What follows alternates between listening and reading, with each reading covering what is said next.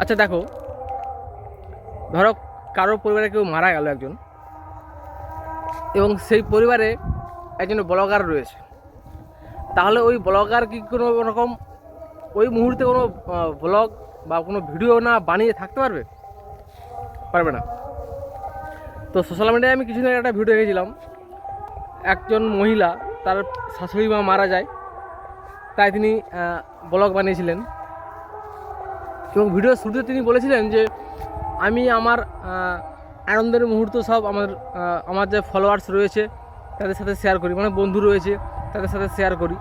তাই আমার জীবনে আজকে দুঃখের দিন, আমি এটাও আমার ফলোয়ার্স, আমার বন্ধুদের সাথে আমি এটা শেয়ার করতে চাই।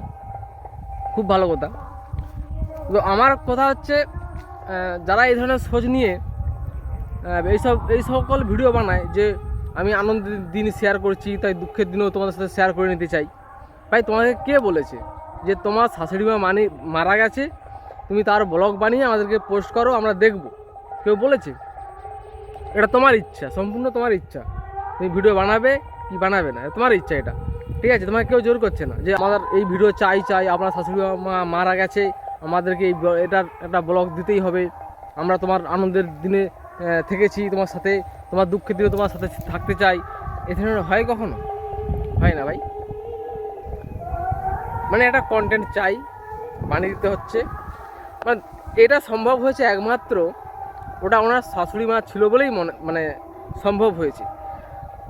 কারণ শাশুড়ি মা অনেকটা দূরের সম্পর্ক, মানে কে যে মারা গেছে, পরিবারের একজন যে মারা গেছে, উনি সেটা ফিলই করতে পারছেন না যে আমি এটা কিছুটা হারিয়েছি। ঠিক আছে, ওনার স্বামী সে ফিল করতে পারছে যে আমি মাকে হারিয়েছি। ঠিক আছে, সে যদি ব্লগার হতো সে কখনো ওই ভিডিওটা বানাতে পারতো না। ঠিক আছে, উনি শাশুড়ি মানে বৌমা বলেই সম্ভব হয়েছে, শাশুড়ি মা মারা গেছে, তা কী হয়েছে, বাকিটা কাঁদছে আমি ব্লগ বানাই। ঠিক আছে, এরকম একটা উদ্দেশ্য নিয়েই উনি বানিয়েছিলেন ব্লগটা। তো আমার এটা আমি নিন্দে করছি না, আমি কিছুই করছি না, জাস্ট আমি আমার বক্তব্যটা রাখলাম। আমার মনে হলো যেটা, যে উনি এই ভাবনা থেকেই ভিডিওটা বানিয়েছিল। ঠিক আছে।